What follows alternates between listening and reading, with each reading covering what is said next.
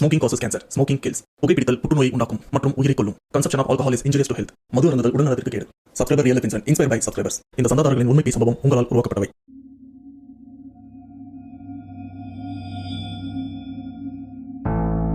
Hi வணக்கம், welcome to channel back to revenge. Subscriber real life இன்சிடென்ட்ல இன்னைக்கு நாம ஒரு தாறுமாறு தக்காளி சோறான ஒரு உண்மை சம்பவத்தை பத்தி தான் பார்க்க போறோம்.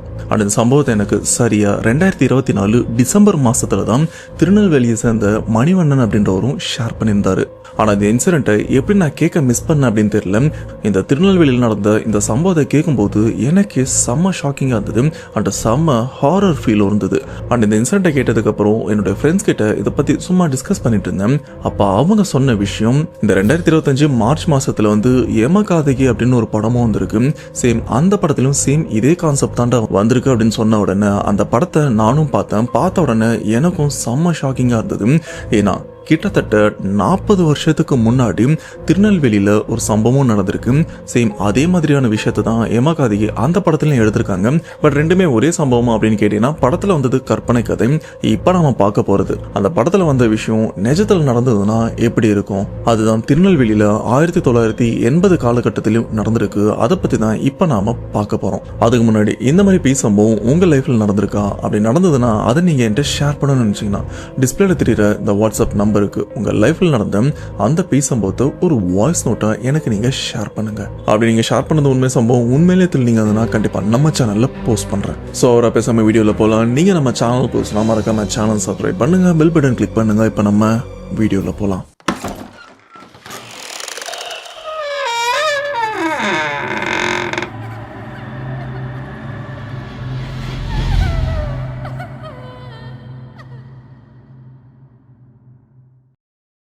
இந்த உண்மை சம்பவத்தை நமக்கு ஷேர் பண்ண சப்ஸ்கிரைபர், இவரோட நேம் மணிவண்ணன். இவர் திருநெல்வேலியும் சேர்ந்தவர்.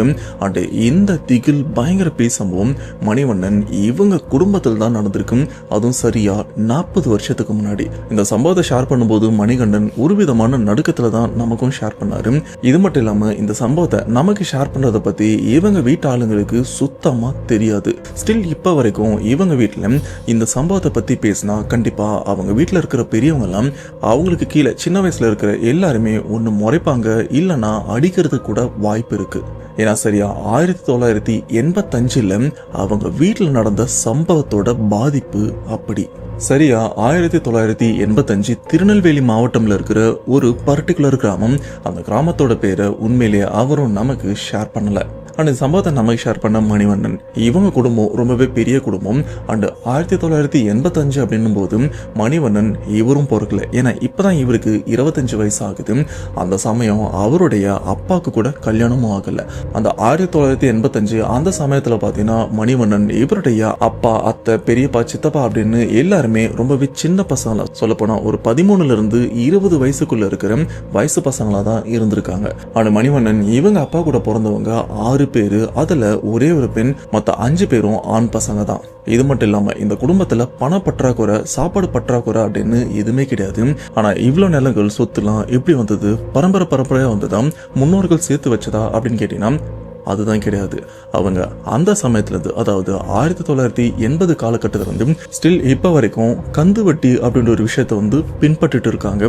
அதாவது ரொம்பவே அதிகப்படியான வட்டி, இந்த ராக்கெட் வட்டிலாம் சொல்லுவாங்க பாத்தீங்களா, அந்த மாதிரி அதிகப்படியான வட்டிக்கு கடனும் கொடுத்துட்டு இருக்காங்க. அப்படி கடன் ரிட்டர்ன் கொடுக்க முடியாத ஆளுங்கிட்ட இருந்து அவங்க வண்டியா இருக்கட்டும், அவங்க நிலமா இருக்கட்டும், வீடா இருக்கட்டும், அந்த மாதிரி நிறைய விஷயத்த அந்த காலகட்டத்துல நிறையவே பண்ணிருக்காங்க. பட் இப்ப அந்த ஒரு விஷயத்த வேற மாதிரி டீல் பண்ணிட்டு இருக்கிறதா இந்த சம்பவத்தை நம்ம ஷேர் பண்ண மணிவண்ணன் இவரும் சொல்லியிருக்காரு. பட் இவருக்கு இந்த ஒரு விஷயத்துல சுத்தமா விருப்பம் இல்லைன்னு தான் இந்த சம்பவத்தை நமக்கும் சொல்றதுக்கு தயாரா இருந்திருக்காரு. இப்படிதான் இவங்களுக்கு சொத்து எல்லாம் ரொம்பவே அதிகப்படியா ஏக்கர் கணக்குலயும் சேர்ந்திருக்கு. ஆனா இந்த 85 அந்த காலகட்டத்துல இவரோட குடும்பத்தை தேடி ஒரு குடும்பமும் வருது இந்த மாதிரி கடன் கேட்கறதுக்காக. இப்ப கடன் கேட்டு வந்துட்டு இருக்கிற அந்த குடும்பத்தை அந்த காலத்துல காத்தவராயன் குடும்பம் அப்படின்னு சொல்லுவாங்க அப்படின்னு மணிவண்ணன் இவரும் சொல்லியிருக்காரு. அந்த பெரியவரோட பேரை காத்தவராயன் அப்படின்னு வச்சுக்கலாம். சோ இப்ப கடன் கேட்டு வந்துட்டு இருக்கிற காத்தவராயன் மணிவண்ணன் இவங்க தாத்தா வீட்டுக்கும் போறாரு.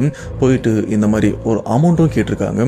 இது என்கிட்ட இருக்கிற ஒரு சின்ன நிலத்தோட பத்திரம், இது என்னுடைய நிலம் தான், இதை வச்சுட்டு நீங்க இவ்வளவு காசு கடனா கொடுங்க அப்படின்னு கேட்கும்போது மணிவண்ணன் அவங்க தாத்தாவும் அந்த பத்திரத்தையும் பாக்குறாரு. ஆனா அந்த நிலம் எவ்வளவு பெருசு அப்படின்னு கேட்கும்போது 1985 வெறும் 2 கிரவுண்ட் தான். பட் அந்த காலத்துல பாத்தீங்கன்னா 2 கிரவுண்ட் அப்படின்றது வந்து சின்ன நிலமா தான் பார்க்கப்படும். ஏன்னா அந்த காலகட்டத்திலாம் பாத்தீங்கன்னா ஒரு வீட்லயும் ஏக்கர் கணக்குல இடமும் வச்சிருக்காங்க, இடம் இல்லாதவங்களும் இருந்திருக்காங்க. பட் ஏக்கர் கணக்குல நிலம் வச்சிருக்கிறவங்களுக்கு வந்து 1 கிரவுண்டு 2 கிரவுண்டு அப்படின்னும் போது ரொம்பவே சின்னதா தான் அவங்களும் பார்ப்பாங்க.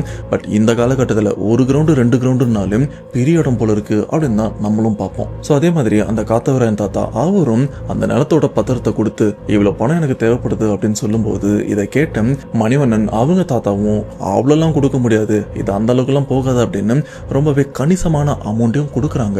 இதை வாங்கின காத்தவராயன் தாத்தா இவரும் இவ்வளோலாம் பத்தாது, இன்னும் வேணும் அப்படின்னு கேட்கும்போது என்னால் இவ்வளோதான்ப்பா முடியும், வேணும்னா எடுத்துக்கோ, இல்லைனா வேற எதனா இடத்த பாரு அப்படின்னு சொல்லி அந்த பத்திரத்தை கொடுக்க, ஆனால் காத்தவராயன் தாத்தா இவருக்கு வேற யாருமே காசு கொடுக்கறதுக்கு முன் வரல, அதாவது கடன் கொடுக்கறதுக்கு. அட்லீஸ்ட் இதாச்சும் கிடைக்குது அப்படின்னு அதுக்குண்டான அந்த வட்டி எவ்வளோ அப்படின்ற மாதிரி அந்த விஷயத்தெல்லாம் கேட்குறாங்க. வட்டி கொஞ்சம் அதிகமாக தான் இருக்கு, பட் இருந்தாலும் வேற வழி இல்லை, எப்படியாச்சும் திரும்ப கொடுத்துடலாம் அப்படின்னு காத்தவராயன் தாத்தா அவரும் ஒரு வெத்து பேப்பர்ல கை நாட்டை வச்சுட்டு அந்த காசை வாங்கிட்டு வீட்டுக்கும் வராரு. வீட்டுக்கு வந்து அவங்களுக்கு தேவையான விஷயங்கள்லாம் பண்ணிட்டும் இருக்காரு. இப்படியே மாதங்கள் போய்கிட்டும் இருக்கு.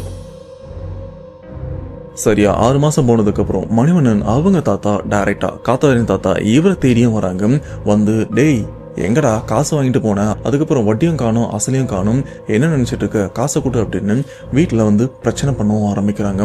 ஆனால் இந்த 6 மாசம் கேப்ல பார்த்தீங்கன்னா காத்தவராயன் தாத்தா இவங்க வீட்டு நிலைமை கொஞ்சம் இன்னும் மோசமாயிட்டும் போயிட்டு இருக்கு. எதனால காத்தவராயன் தாத்தா இவரு முதல்ல கடன் வாங்கணும் அப்படின்னு கேட்டீங்கன்னா காத்தவராயன் தாத்தா இவருக்கு பசங்க இருந்திருக்காங்க, அவங்க வேலைக்கும் போயிருக்காங்க. அவருடைய 2 பசங்களை ஒரு சாலை விபத்துல அவரும் இழந்துட்டு இருக்காரு. இப்போ இவருக்கு மனைவியும் இருக்கு, ஒரு பெண் பிள்ளையும் இருக்கு. அண்ட் அந்த சமயத்துல மோஸ்டா பெண் பிள்ளைகளை வந்து வேலைக்கும் அனுப்ப மாட்டாங்க. ஸோ இந்த ஒரு காரணத்துக்காக தான் இவரும் கடன் வாங்கியிருக்க, இப்போ வாங்கின கடனை கொடுக்கவும் முடியல. இதை தேடி மணிவண்ணன் அவங்க தாத்தாவும் வந்து பிரச்சனை பண்ண, இன்னும் 1 வாரத்துல காசு வரலன்னா உன் நிலத்தை திருப்பி தர மாட்டேன், நான் எடுத்துப்பேன் அப்படின்னு சொல்லும் போதும் இவரும் கொஞ்சம் கஷ்டப்படுறாரு. ஆனா அதுக்கேற்ற மாதிரி அந்த 1 வாரத்துல காத்தவராயன் தாத்தா இவரால் எந்த பணத்தையும் ரெடி பண்ணவும் முடியல. அந்த 1 வாரத்துக்கு அப்புறம் பார்த்தீங்கன்னா இப்போ மணிவண்ணன் இவங்க தாத்தா காத்தவராயன் தாத்தா அவங்க வீட்டுக்கும் வராங்க. வீட்டுக்கு வந்து அந்த வீட்டுக்குள்ள இருக்கிற பொருட்கள் எல்லாத்தையுமே தூக்கி வெளியிலையும் போடுறாங்க. காரணம் என்னன்னு பார்த்தீங்கன்னா காத்தவராயன் தாத்தா இவங்களுடைய 2 கிரவுண்டு நல்லா இருக்கு பார்த்தீங்களா, அது வீட்டுக்கு கொஞ்சம் தள்ளி இருந்துட்டு இருக்கு. இப்போ அது பத்தாது, இந்த வீடு இருக்கிற இந்த நிலத்தையும் கூட அப்படின்னு சண்டை போட்டு சொல்ல போனா அடிச்சு அந்த இடத்தையும் இவங்க கிட்ட இருந்து வாங்குறாங்க. காரணம் என்னன்னு பார்த்தீங்கன்னா நான் உனக்கு இவ்வளோ பணம் கடனாக கொடுத்தேன், ஆனால் வட்டியை பார்த்தனா அசலை விட இப்போ பல மடங்கு வந்து நிற்குது, அப்படி கணக்கு பார்த்தா உன் நிலமும் எனக்கு தான், இப்போ உன் வீடும் எனக்கு தான், மரியாதை இந்த இடத்த விட்டு போயிரு அப்படின்னு அராஜகம் பண்ணி தான் இப்போ அந்த வீட்டில் இருக்கிற ஆட்கள் எல்லாத்தையுமே வெளியிலும் தோர்த்திருக்காங்க. இந்த கேப்ல பாத்தீங்கன்னா இந்த சைட்ல மணிவண்ணன் இவருடைய தாத்தா வீட்டுல ஒரே ஒரு பெண் பிள்ளை இருக்காங்கன்னு சொன்ன பாத்தீங்களா, அதாவது மணிவண்ணன் இவருடைய அத்தை. அவங்களுக்கு அப்ப வயசு பாத்தீங்கன்னா அருண் ஒரு 16-17 இருக்கும். அந்த சமயம் அவங்களுக்கு கல்யாணம் பண்ற வயசு தான். ஆனா கல்யாணம் பண்றதுக்குள்ள பாத்தீங்கன்னா திடீர்னு அவங்க மர்மமான முறையில இறந்தும் போயிடுறாங்க.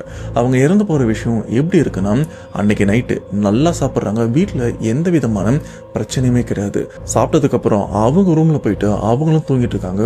அப்படி தூங்கினவங்க அடுத்த நாள் காலையில எந்திரிக்க கூட இல்லை. சொல்ல போனா தூக்கத்திலேயே அவங்களும் இறந்துட்டு இருக்காங்க. வீட்டுல இருக்கிறவங்க கதவை தட்டி பார்த்திருக்காங்க, கதவை திறக்கல. கதவெல்லாம் உடைச்சிட்டு உள்ள போய் பார்த்தா எந்த விதமான அசைவுமே இல்லாம படுத்துட்டு இருக்க. உடம்ப தொட்டு பார்த்தா சில்லுன்னு ஆயிட்டு இருக்கு. உடனே இவங்களை ஹாஸ்பிட்டலுக்கும் கூட்டு போயிருக்காங்க. கூட்டு போய் பார்த்தா அங்க இருக்கிற டாக்டர் அவங்களுக்கே தெரியல இவங்க பொண்ணு எப்படி இறந்து போனாங்க அப்படின்னு. அண்ட் அவங்க உடம்ப ஃபுல்லா செக் பண்ணி பார்த்துருக்காங்க.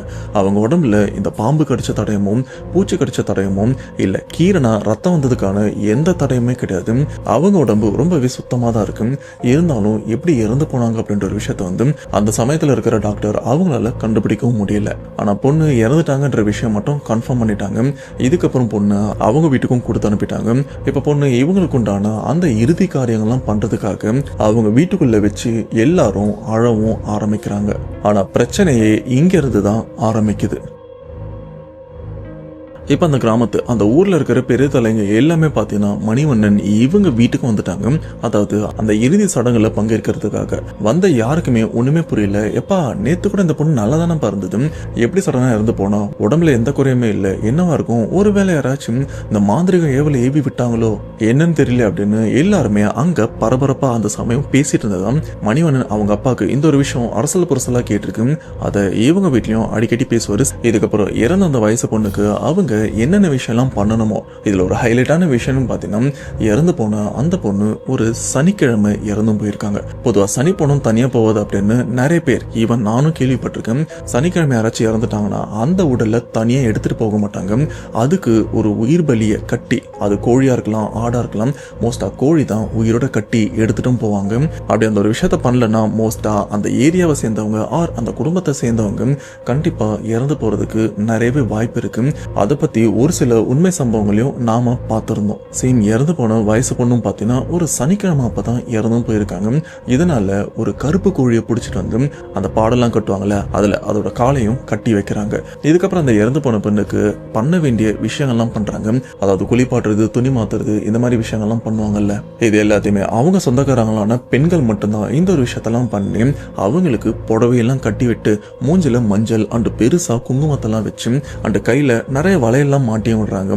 கூடவே கழுத்துல ஒரு மாலையை போட்டு இப்போ அவங்கள ஒரு பெரிய படுக்கையில படுக்கவும் வைக்கிறாங்க. இதுக்கப்புறம் எல்லாருமே பயங்கரமா அழவும் ஆரம்பிக்கிறாங்க. இது எல்லாமே பாத்தீங்கன்னா அவங்க வீட்டுக்குள்ளதான் நடக்குது. ஒரு லெவலுக்கு அப்புறம் பெரியவங்க எல்லாம் சொல்றாங்க, எப்பா வீட்டுக்குள்ள இருக்கிற அந்த உடம்ப வெளியில எடுத்துட்டு வாங்க, ஆக வேண்டிய வேலையெல்லாம் பண்ணலாம் அப்படின்னு சொன்னதுக்கு அப்புறம் அதான் இறந்து போன பொண்ணோட அண்ணன்களே 5 பேர் இருந்துட்டு இருக்காங்களே, அந்த 5 பேரும் இறந்து போனா அவங்க தங்கச்சியும் அப்படி பாசமா தூக்கலான்னு போது அவங்களால தூக்கவும் முடியல. ஏன்னா இறந்து போன தங்கச்சியோட உடம்பு இவ்வளவு கணக்கணுக்குது அப்படின்னும் போது, டேய் பொதுவாக இறந்துட்டாங்கன்னா அந்த பிணத்தோட எடை ரொம்பவே அதிகமாக இருக்கிற மாதிரி இருக்கும்ல, தூக்குடா அப்படின்னு சொல்லும்போது இவங்களும் தம் பிடிச்சி தூக்குறாங்க. ஆனால் அங்கே இருக்கிற யாராலையுமே தூக்கவும் முடியல. இது அந்த வீட்டுக்கு வெளியில் இருக்கிற எல்லாருமே ஒரு விதமான அதிர்ச்சியோட பார்த்துட்டு இருக்காங்க. இந்த பசங்க என்ன பண்ணிட்டு இருக்காங்க, டேய் உடம்ப தூக்கிட்டு வர சொன்னா என்னடா பண்றீங்க அப்படின்னு கேட்கும்போது அங்கே இருக்கிற அந்த 5 அண்ணன்களும், எப்பா எவ்வளோ முயற்சி பண்ணாலும் தூக்க முடியல, இடம் ரொம்பவே அதிகமாக இருக்கு அப்படின்னு சொல்லும்போது, டேய் என்னால லூஸ் மாதிரி வளர்ட்டுருக்கீங்க, 5 பேர் நல்லா தடிமாடு மாதிரி வளர்ந்துருக்கீங்க, ஒரு சின்ன பொண்ணோட உடம்ப தூக்க முடியல, தூக்குங்க அப்படின்னு சொல்லும்போது அங்க இருக்கிற யாராலையுமே தூக்க முடியல. இப்ப அந்த 5 அண்ணன்கள் தானே தூக்க முயற்சி பண்றாங்க. வெளியில இருந்து வளர்ந்த சில வயசு பசங்கள்லாம் வராங்க, தூக்க முயற்சி பண்ணலாம் அப்படின்னு. கிட்டத்தட்ட 10 பேர் கிட்ட தூக்க முயற்சி பண்றாங்க. ஆனா யாராலையுமே தூக்கவும் முடியல.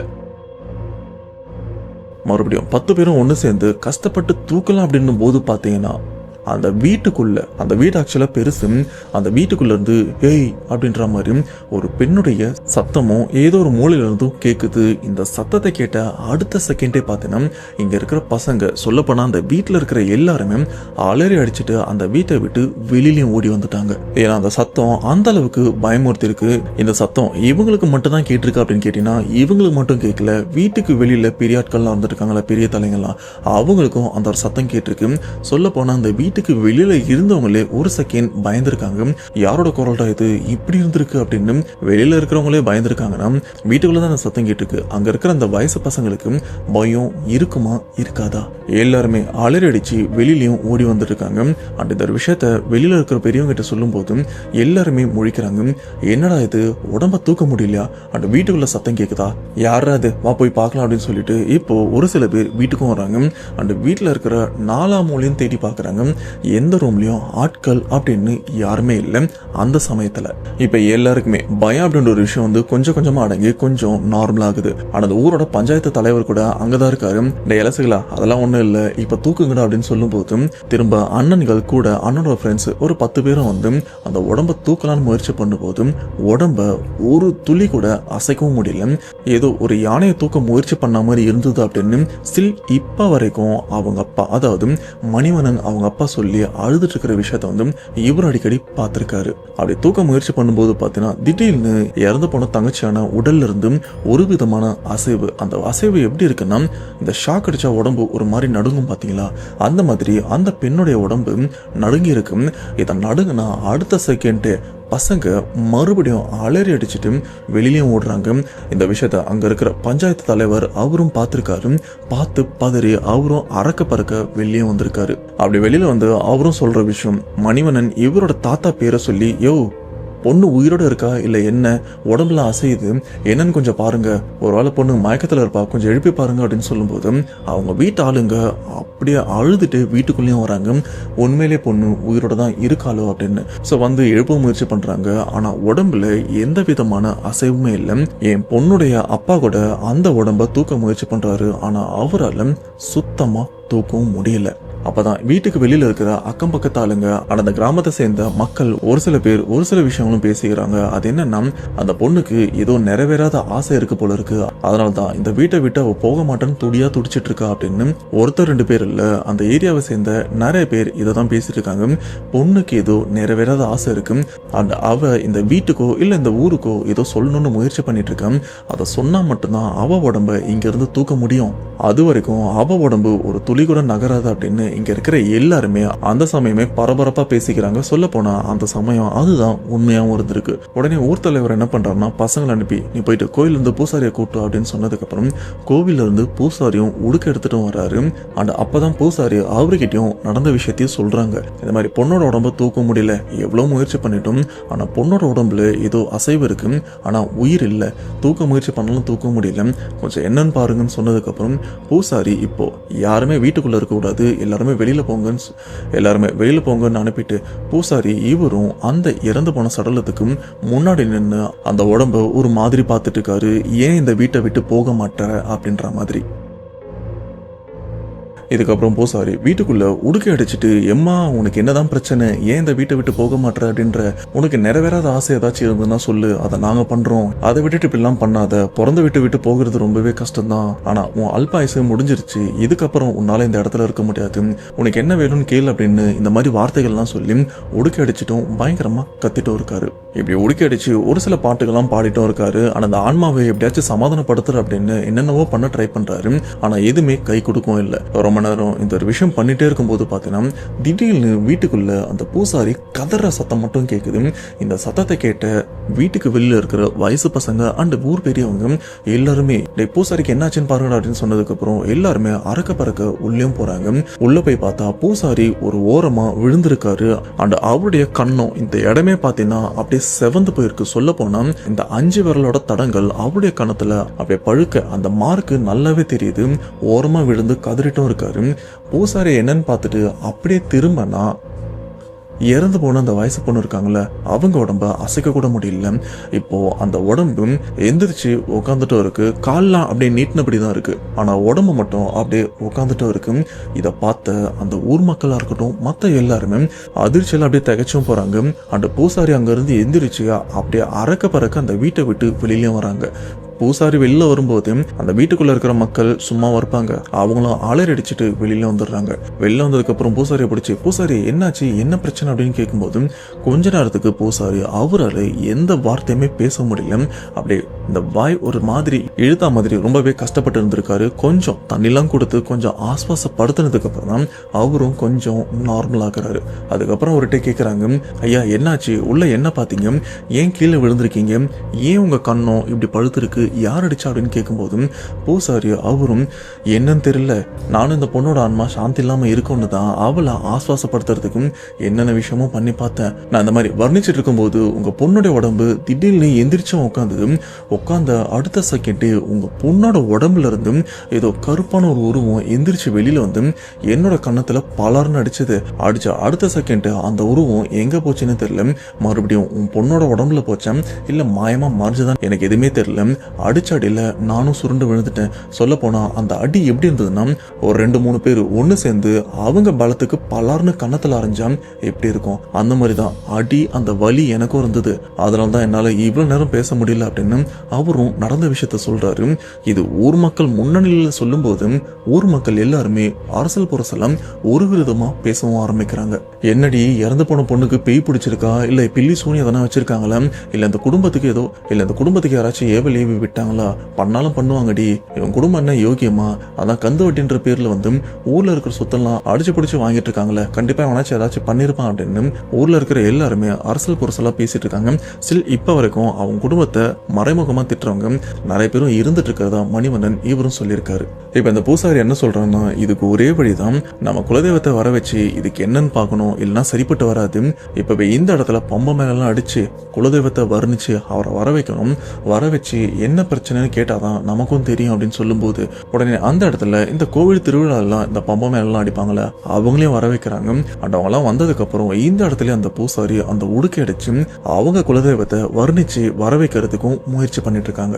அண்ட் இவங்க குலதெய்வம் யாருன்னு பாத்தீங்கன்னா சங்கிலி கருப்பு. ஸோ ஊர் மக்கள் முன்னிலையில சங்கிலி கருப்பு சாமி அவரையும் வர்ணிச்சு வர வைக்க முயற்சி பண்றாங்க. கிட்டத்தட்ட 1 மணி நேரம் வரைக்கும் முயற்சி பண்றாங்க. ஆனா இவங்க குலதெய்வம் வர்றதுக்கான அறிகுறி கூட இல்லை. இதுக்கு முன்னாடி கோவில் திருவிழாவா இருக்கட்டும், மற்ற விசேஷங்களா இருக்கட்டும், அவங்க குலதெய்வத்தை வர்ணிச்சு வர வைக்கிறதா இருந்தா வர்ணிச்ச கொஞ்ச நேரத்திலையும் அவங்க குலதெய்வமும் வந்து என்ன விஷயம் அப்படின்னு சொல்லிடுவாங்க. ஆனா இப்போ 1 மணி நேரம் தாண்டியும் இவங்க வர்ணிக்கும் போது இந்த இடத்துல அவங்க குலதெய்வம் வரலையா, வர மறுத்திருக்காம், இல்ல அவங்கள யாராச்சும் கட்டிருக்காங்களா அப்படின்னு எந்த ஒரு விஷயமும் தெரியல. இது ஊர் மக்கள் எல்லாத்துக்குமே ஒரு விதமான பீதியும் ஏற்படுத்துது. ஏன்னா இறந்து போன பொண்ணு சனிக்கிழமை இறந்துருக்காங்க. சனிப்பினம் தனியா போகாது. ஒண்ணு இந்த வீட்டை சேர்ந்தவ இல்ல இந்த ஊரை சேர்ந்தவங்க யாராச்சும் கூட கூட்டு போனோம் தான் இவ உடம்பு இந்த வீட்டை விட்டு போக மாட்டேங்குதோ அப்படின்ற மாதிரியும் அரசல் புரசலா பேசிட்டும் இருக்காங்க. சொல்ல போனா எல்லாருமே அந்த மெயின் விஷயத்துக்காக தான் பயங்கரமா பயந்தும் இருக்காங்க. இப்படி 1 மணி நேரம்ன்றது 2 மணி நேரமும் ஆகுது. ரொம்ப நேரம் முயற்சி பண்ணியும் எந்த விதமான பலனுமே இல்லைன்றதுனால இந்த ஊர் மக்கள் எல்லாருமே இந்த குடும்பத்தை ஒரு மாதிரி ஏசவும் ஆரம்பிக்கிறாங்க. இப்ப இந்த குடும்பத்துக்கு மட்டும் இல்ல, இந்த ஊர் மக்கள் ஊர் பெரிய தலைவருக்கு என்ன பண்றதுன்னு தெரியல. ஏன்னா ஆக வேண்டிய நேரத்துக்குள்ள அந்த இறந்து போன சடலத்தை எடுத்து போய் பண்ண வேண்டிய காரியத்தெல்லாம் பண்ணணும். ஆனா உடம்ப இங்க இருந்து தூக்கவும் முடியல. என்ன பிரச்சனைன்னு கூட தெரியல அப்படின்னு எல்லாருமே ஒரு விதமான சொல்ல போனா ஒரு பேய் வீட்டுல இருக்கிற மாதிரி அவங்களும் அந்த சமயம் உணர்ந்திருக்காங்க. இப்போ இறந்து போன பொண்ணோட அம்மா இவங்க என்ன பண்றாங்கன்னா ரொம்பவே கஷ்டப்பட்டிருக்காங்க. ஆனா இந்த மாதிரி சூழ்நிலையில இந்த இயற்கை உபாதை அப்படின்றது வந்து சகஜம்தான். அவங்களுக்கும் இயற்கை உபாதையும் வந்திருக்கு. அதனால அவங்க வீட்டுக்குள்ளதான் பாத்ரூமும் இருக்கு. சரி போயிட்டு வந்துடலாம் அப்படின்னு அவங்களும் வீட்டுக்குள்ள போறாங்க. அந்த வீட்டுக்குள்ள வாசல்ல தான் அவங்க பொண்ணுடைய சடலத்தையும் வச்சிருக்காங்க. இப்போ அந்த சடலம் எந்திரிச்சு உட்கார்ந்த மாதிரி தான் அப்படியே உட்கார்ந்துட்டு இருக்கு. இதை பார்த்து அவங்களுக்கும் லைட்டா பயம் வருது. பட் அந்த பயத்தை அவங்க பெருசா எடுத்துக்கலாம். ஏன்னா இங்க இறந்து போனது என் பொண்ணு, நான் பயந்து என்ன பண்ண போறேன் அப்படின்னு அவங்களும் அதை பத்தி கண்டுக்காம சரி பாத்ரூம் போலாம் அப்படின்னு அழுதுட்டு அந்த இடத்துல இருந்து பாத்ரூமும் போறாங்க. அப்போ பாத்ரூம் கிட்ட போகும்போது இவங்களுடைய ரூமை தாண்டி தான் பாத்ரூம் கிட்டயும் போக வேண்டியிருக்கு. அப்போ அந்த பாத்ரூம் கிட்ட போலான்னு போதும் எதிர்த்து அப்படி திரும்பி சைட்ல இவங்க தூங்குற அந்த ரூம் அப்படி பாக்குறாங்க. பார்த்துட்டு அப்படி கடந்து போனா திரும்ப இவங்க என்ன பார்த்தாங்கன்னு தெரியல, அப்படியே ரிட்டனும் வராங்க. வந்து அந்த பெட்ரூமையும் பார்க்குறாங்க. பார்த்து இறந்து போன அம்மா இவங்க அந்த இடத்துல அதிர்ச்சி அடைஞ்சு பயங்கரமா கத்துறாங்க. கத்தன அந்த ஒரு சத்தம் அந்த ஏரியாவுக்கும் கேட்டிருக்கும் போல இருக்கு. அப்படி கத்தனதில் அவங்க அப்படியே மயக்கம் போட்டு அந்த இடத்துல கீழே விழுந்துடுறாங்க. வீட்டுக்குள்ள இந்த சத்தத்தை கேட்ட வெளியில இருக்கிற இந்த வீட்டை சேர்ந்தவங்க எல்லாம் அறக்க பறக்க வீட்டுக்குள்ளேயும் போறாங்க. போயிட்டு ஒரு மூலையா தேட ஆரம்பிக்கிறாங்க. எங்க இந்த சத்தம் வந்தது, அம்மாக்கு என்ன ஆச்சு அப்படின்னு. கடைசியா அந்த பாத்ரூம் கிட்ட போகும்போது அந்த ரூமோட வாசல்ல அவங்க கீழே விழுந்திருக்காங்க. அம்மா இவங்களை எழுப்புறாங்க. எழுப்புனதுக்கு அப்புறம் கூட அவங்களுக்கு அந்த பயம் தாங்கல. அப்படியே உடம்புலாம் அப்படியே நடுக்கமா நடுங்கிட்டும் இருக்கு. அம்மா என்னமாச்சு, ஏன் கத்தன அப்படின்னு கேட்கும்போது அவங்க அம்மாவும் ஏதோ ஒரு விஷயத்த சொல்ல வராங்க. ஆனா அவங்க வாய் அந்த பயத்துல வந்து அப்படி லாக்கான மாதிரி இருந்திருக்கு. ஸோ அவங்களால கொஞ்ச நேரத்துக்கு எதுவுமே பேச முடியல. பட் பயம்லாம் தெளிஞ்சதுக்கு அப்புறம் ஒரு விஷயத்தையும் சொல்றாங்க. அது என்னன்னா, இறந்து போன பொண்ணோட உருவத்தை நான் அந்த ரூம்குள்ளேயும் பார்த்தேன் அப்படின்னு சொல்லும்போது வீட்டாளுங்க எல்லாருமே முழிக்கிறாங்க. என்னமா சொல்ற, என்ன வளர அப்படின்னு கேட்கும்போது சத்தியமா அவளை பார்த்தேன், உடம்பு ஃபுல்லா அடியும் பட்டிருந்தது. வெளியில அவ உடம்பு ரொம்பவே சாதாரணமா இருக்கு. ஆனா இங்க அவ உடம்புலாம் அடிப்பட்ட மாதிரி இருக்கு. ஆனா என் பொண்ணோட ஆன்மா தானே அப்படின்னு நானும் ரூம்குள்ள போலான்னு பார்த்தா அவளுக்கு பக்கத்திலேயே ஒரு கொடூரமான உருவமும் நின்றுருக்கு. ஏதோ வலுக்கட்டாயமா என் பொண்ணோட கையை பிடிச்சி தடுத்து நிறுத்திட்டு இருக்கிற மாதிரியும் பிடிச்சிட்டு வந்தது. ஐயோ, அந்த உருவத்தை நான் எப்படி என் வாயால சொல்லுவேன். அது அந்த அளவுக்கு ரொம்பவே அகோரமா மோசமா இருந்தது. எனக்கு தெரிஞ்சு நம்ம குடும்பமே ஏதோ பிரச்சனைல இருக்கு. ஆனால் என் பொண்ணோட ஆன்மா ஏதோ கெட்டதோட புடிலையும் இருந்துட்டு இருக்கு. அது மட்டும் எனக்கு நல்லா தெரியுது. தயவு செஞ்சு இது என்னன்னு பாருங்க அப்படின்னு அவங்க அம்மாவும் அழவும் ஆரம்பிக்கிறாங்க. உடனே கோயில் பூசாரி கிட்ட இந்த ஒரு விஷயத்தை பத்தி சொல்லும்போது, அட குலதெய்வமே வரல, இதுக்கப்புறம் நான் என்னங்க பண்றது, என்னால் எதுவுமே பண்ண முடியாது, நீங்க எதனா மாந்திரிகர் பாருங்க அப்படின்னு அந்த பூசாரியும் கைவரிச்சிடுறாரு. இதுக்கப்புறம் மணிவண்ணன் இவங்க தாத்தாவும் அந்த ஊர்ல நல்ல மாந்திரிகர் அரைச்சி இருக்காங்களான்னு பார்க்கும்போது மாந்திரிகர் இருக்காங்க. அவங்க கிட்ட போயிட்டு இந்த விஷயத்தை பத்தி சொல்லும்போது அங்க இருக்கிற மாந்திரிகர் எல்லாருமே இந்த ஒரு விஷயத்த வந்து நாங்க பண்றதை விட இன்னொருத்தர் பண்ணாருன்னா கரெக்டா இருக்கும், அவர் இந்த மாதிரி விஷயத்துல வந்து பேர் போனவர், கரெக்டா பார்த்து இந்த பிரச்சனையை சரி பண்ணி கொடுப்பாரு, அவர் இதுக்கு முன்னாடி இந்த மாதிரி நிறைய பிரச்சனை எல்லாம் பார்த்திருக்காரு, நம்ம பக்கத்து கிராமத்துல குடும்பத்தை சேர்ந்தவர், இந்த இடத்துல தான் அவங்க வீடு இருக்கு அப்படின்னு சொல்லும் போது இப்ப மணிவண்ணன் அவங்க தாத்தா சரிப்பா அவருடைய பேர் என்னன்னு கேட்கும் போது அவங்க சொன்ன அந்த பேர் காத்தவராயன். இந்த காத்தவராயன் அப்படின்ற ஒரு பேரை கேட்கும்போது மணிவண்ணன் இவங்க தாத்தா அப்படியே கொஞ்சம் அதிர்ச்சி ஆகுறாரு. ஒருவேளை அவனா இருப்பானோ அப்படின்னு இவருக்குள்ள ஒரு விதமான தயக்கமும் வருது, ஒரு விதமான பயமும் வருது. சரி வேற வழி இல்லை, உண்மையிலே அவனா இருந்தானா அவனுக்கு சேர வேண்டிய விஷயம் இல்லாம எக்ஸ்ட்ரா கூட கொடுத்து இந்த பிரச்சனையை நம்ம சரி பண்ணிடலாம் அப்படின்னு சொல்லி இப்போ அந்த பக்கத்து கிராமத்துக்கும் போறாங்க. போயிட்டு அந்த ஏரியாவில் அவரை பத்தி தெரியாத மாதிரி சொல்ல போனது அந்த நபரா அப்படின்னு மணிவண்ணன் இவங்க தாத்தாக்கே ஒரு டவுட் இருக்கு. ஒருவேளை அந்த பேர்ல நிறைய பேர் கூட இருக்கலாமே அப்படின்னு இவரும் அந்த பேரை விசாரிச்சு கேட்கும் போது அந்த வீடு தான் அப்படின்னு சொல்றாங்க. அந்த வீட்டை பார்த்ததுக்கு அப்புறம் மணிவண்ணன் இவங்க தாத்தாக்கு சுத்தமா நம்பிக்கையே இல்லை. ஏன்னா அந்த வீடு எதுன்னா கொஞ்ச நாளைக்கு சொல்லப்போனா ஒரு 6 மாசத்துக்கு முன்னாடி ஒரு குடும்பத்தை அடிச்சு புடுங்கி 2 கிரவுண்டு நிலம் அந்த வீட்டையும் வட்டிக்கு புடுங்கினாரு பாத்தீங்களா, அந்த காத்தவராயன் தாத்தா அவரோட வீடு தான் இந்த வீடு. சொல்ல போனா காத்தவராயன் தாத்தா அந்த காலத்துல பாஷாபாய் மாதிரி ஒரு மாந்திரிகரா இருந்துட்டு இருக்காரு. பட் நடுவுல அவங்களுடைய 2 பசங்க இறந்ததுக்கு அப்புறம் இவரால் அந்த மாந்திரிகத்துல முழு கவனத்தையும் செலுத்த முடியல. அதனால ஒரு சில விஷயமா அந்த மாந்திரிகம் அந்த விஷயத்த இவரும் பண்ணாம கொஞ்ச நாள் பிரேக் விட்டா மாதிரி அப்படியே விட்டுருக்காரு. ஆல்ரெடி காத்தவராயன் தாத்தா அவருடைய வீட்டை தான் அடிச்சு புடுங்கிட்டுமே, இப்ப அவர் எங்க தங்கியிருக்காரு அப்படின்னு மணிவண்ணன் இவங்க தாத்தா இவங்க குடும்பத்துக்கு யாருக்குமே தெரியாதுல்ல. அப்படியே அக்கம் பக்கத்துல விசாரிக்கும் போது எல்லாருமே பயங்கரமா மணிவண்ணன் இவங்க தாத்தாவை திட்டுறாங்க. யோ ரொம்ப நல்லா வாழ்ந்துட்டு இருந்த மனுஷன் அவன், இது வரைக்கும் வந்த நிறைய பேருக்கு நல்ல விதத்துல தான் இந்த மாந்திரிகம் எல்லாம் பண்ணி அவங்களுக்கு பிரச்சனை எல்லாம் சரி பண்ணிருக்கான். நிறைய பேருக்கு காசு கூட வாங்கல. சமீபத்துல அவங்க பசங்க ஏதோ இறந்ததுக்கு அப்புறம் அவரோட குடும்பமே செதஞ்சா மாதிரி ஆயிடுச்சு. ஏதோ உங்ககிட்ட கடன் கேட்டு வந்தா வட்டி கொடுக்கல முதல் கொடுக்கல அப்படின்னு அவரோட நிலத்தையும் அடிச்சு புடுங்கிட்ட, வாழ்ந்துட்டு இருந்த வீட்டையும் அடிச்சு புடுங்கி அனுப்பிட்டு இருக்க. இப்ப அவங்க குடும்பம் ஊருக்கு ஒதுக்குப்புறத்துல அந்த மண்டபம் பக்கத்துல ஒரு தனி வீடு ஒண்ணு இருக்கும் பாத்தியா, நல்லா பாழடைஞ்சு இப்ப அந்த வீட்டுல தான் அவங்க இருக்காங்க. நீ பண்ண பாவத்தை இப்பவாச்சும் அவங்க கிட்ட பேசி பரிகாரம் தேடிக்கோ. உடனே மணிவண்ணன் இவங்க தாத்தாவுடைய குடும்பம் எல்லாருமே ஊருக்கு ஒதுக்குப்புறத்துல இருக்கிற அந்த வீட்டுக்கும் போறாங்க. போய் பார்த்தா காத்தவராயன் தாத்தா அவரும் வீட்டுல இல்ல, அவங்க குடும்பத்தை சேர்ந்த யாருமே வீட்டுல இல்ல. எல்லாருமே பாத்தீங்கன்னா கூலி வேலைக்கு தான் போயிட்டு பொழப்ப ஓட்டணும் அப்படின்ற மாதிரி அவங்களும் கூலி வேலைக்கும் போயிருக்காங்க. ஆனா எந்த இடத்துக்கு போயிருக்காங்க அப்படின்னு மணிவண்ணன் இவங்க தாத்தாக்கும் சுத்தமா தெரியாது. அவங்க வர வரைக்கும் அந்த இடத்துல தேவடு காத்துட்டு இருக்காங்கன்னு சொல்லுவாங்கல்ல, அந்த மாதிரி அவங்க வர வரைக்கும் அந்த இடத்துல காத்துட்டு இருந்திருக்காங்க. இப்படியே பொழுது போனதுக்கு அப்புறம் அவங்க 3 பேருமே வீட்டுல ரொம்பவே டயர்டா வராங்க. வந்ததுக்கு அப்புறம் மணிவண்ணன் இவங்க தாத்தா டைரக்டா காத்தவராயன் அவங்க தாத்தா காலிலே விழுந்துடுறாரு. இங்க காத்தவராயன் தாத்தா இவருக்கும் ஒன்னும் புரியல, எதுக்கு நீங்க இங்க வந்தீங்க, எதுக்கு சம்பந்தமே இல்லாம என் காலில் விழுறீங்க, ஆல்ரெடி என் கிட்ட இருந்து எல்லாத்தையுமே புடுங்கிட்டீங்க, எந்த காலத்திலயோ யாரோ வாழ்ந்துட்டு இருந்து விட்டு போன வீட்டை ஏதோ என்னால முடிஞ்ச வரைக்கும் சரி பண்ணி இப்ப என் வாழ்க்கையை இந்த இடத்துல ஓட்டிட்டு இருக்கோம், உங்களுக்கு இதுக்கு மேல என்ன வேணும் அப்படின்னு கேட்கும் போது மணிவண்ணன் அவங்க தாத்தாவும் பயங்கரமா அழகாரு. என் குடும்பத்தை நீங்க தான் இந்த பிரச்சனைல இருந்து காப்பாற்றணும் அப்படின்னு. நீங்க இதுக்கு முன்னாடி மாந்திரிகரா இருந்தீங்களா, எங்க வீட்டுல ஒரு பிரச்சனை, அது நீங்க சரி பண்ணி கொடுத்தீங்கன்னா உங்க நிலம் உங்க வீடு இது மட்டும் இல்லாம உங்க பொண்ணு வாழ வெட்டியா வீட்டுக்கு வந்திருக்கா, அவளுக்கு என்னென்ன பண்ணி அவன் புருஷ கூட வாழ வைக்கணுமோ எல்லா விஷயத்தையுமே நான் பண்ணி தருவேன் அப்படின்னு சொல்லும் போது இங்க காத்தவராயன் தாத்தா அவருக்கும் ஒன்னும் புரியல. அப்படி நான் என்ன பண்ணணும், நீங்க கேட்கிற விஷயம் அவ்வளவு பெருசா, என்னால அவ்வளவு பெருசெல்லாம் பண்ண முடியுமான்னு தெரியல அப்படின்னு அவரும் சொல்ல, இல்லைங்க நான் ஊர் ஃபுல்லா விசாரிச்சுட்டேன், ஆனா எல்லாருமே இந்த பிரச்சனைக்கு தீர்வு உங்களால தான் கொடுக்க முடியும் அப்படின்னு சொல்றாங்க, கொஞ்சம் வீட்டுக்கு வாங்கன்னு சொல்லி இப்ப காத்தவராயன் தாத்தா அவரை டைரக்டா மணிவண்ணன் இவங்க தாத்தா அப்படியே வீட்டுக்கும் கூப்பிட்டு வராங்க. கூட்டிட்டு வந்தா ஊர் மக்களே அந்த இடத்துல பயங்கரமா திரண்டு நின்றுட்டு இருக்காங்க. எல்லாரும் மூஞ்சிலும் ஒரு விதமான பயம் இருக்கிறத மட்டும் காத்தவராயன் தாத்தா இவரால உணர முடிஞ்சிருக்கும் அப்படின்னு நான் சொல்லுவேன். இப்ப டைரக்டா அப்படியே வீட்டுக்குள்ளேயும் கூப்பிட்டு போறாங்க. வீட்டுக்குள்ள கூப்பிட்டு போனதுக்கு அப்புறம் காத்தவராயன் தாத்தா இவருக்கு எல்லாமே இல்லைனாலும் இந்த வீட்டுல இந்த பிரச்சனை இருக்கு அப்படின்னு அவருக்கும் புரிஞ்சிருச்சு. அதுக்கப்புறம் மணிவண்ணன் அவங்க தாத்தாவும் நடந்த எல்லா விஷயத்தையுமே சொல்லிடுறாங்க.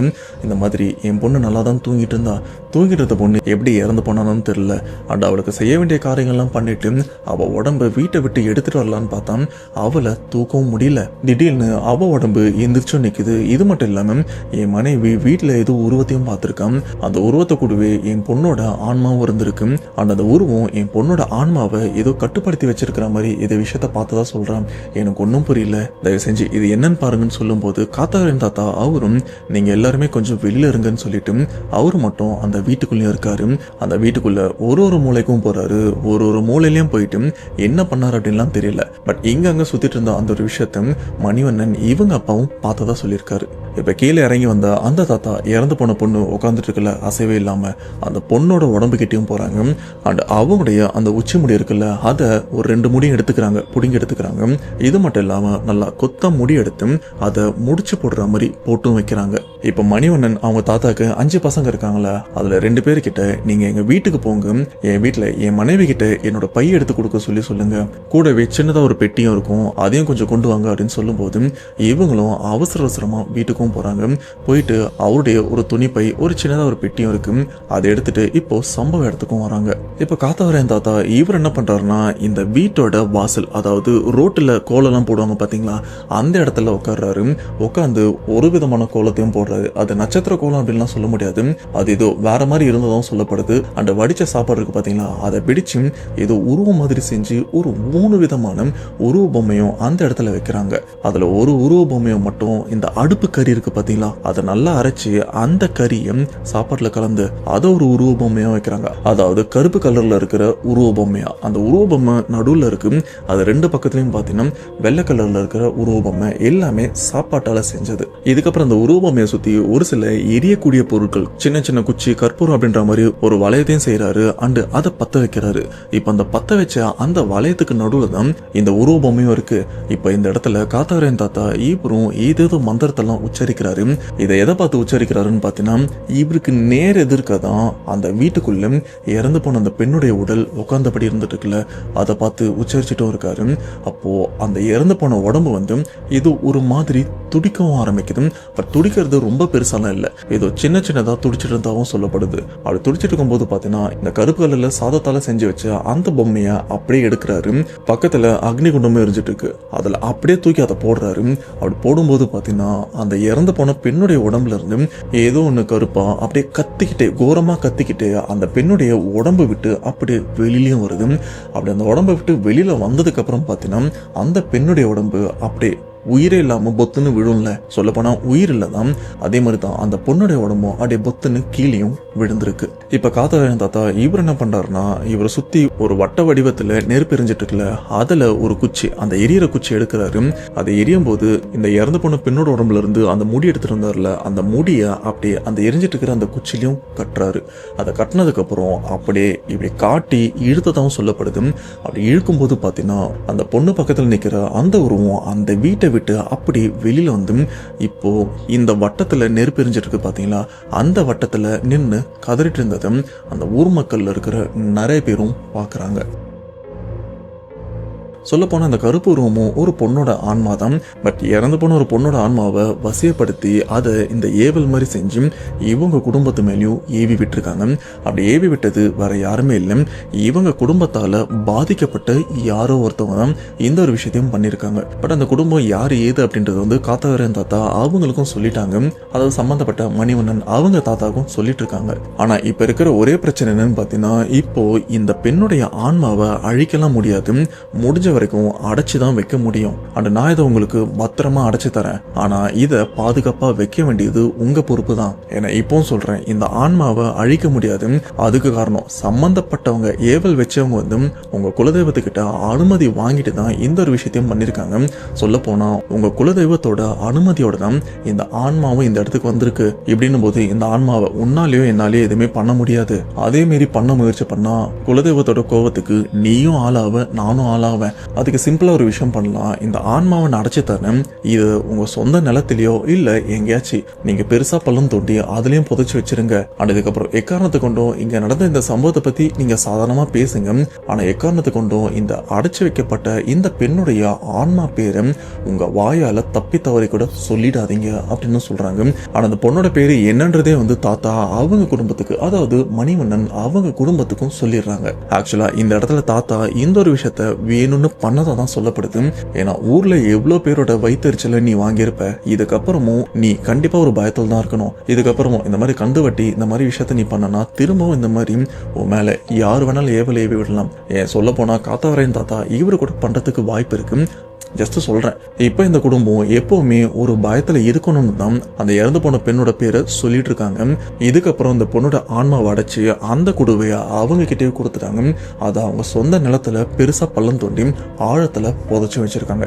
இன்கேஸ் இவங்க வாயால அந்த பேரை மனசால சொன்னாலும் பிரச்சனை கிடையாது, வாயை திறந்து அந்த பேரை சொன்னா கண்டிப்பா அந்த ஆன்மா திரும்ப வெளியில வரும். இப்ப நடந்த இதே பிரச்சனை எதிர்காலத்துல உன் குடும்பத்துல நடக்கும் அப்படின்ற ஒரு வார்னிங்க சொல்லிட்டு தான் அந்த ஆன்மாவை அடைச்சு கொடுத்துட்டு அந்த தாத்தா அவருக்கு தேவையான அவருடைய வீட்டு பத்திரம், நில பத்திரம் அண்ட் அவங்க பொண்ணுக்கு இவங்க என்னென்னலாம் பண்ணணுமோ அதெல்லாம் வாங்கிட்டு தான் இந்த இடத்தை விட்டும் அவங்க வீட்டுக்கும் அவரோட சொந்த வீட்டுக்கும் போயிருக்காரு. இதுக்கப்புறம் இறந்து போன அந்த பொண்ணோட சடலை ரொம்பவே ஈஸியா எடுத்து பண்ண வேண்டிய காரியங்கள்லாம் பண்ணி அவங்கள நல்லபடியா நல்லடக்கமும் பண்ணிருக்காங்க.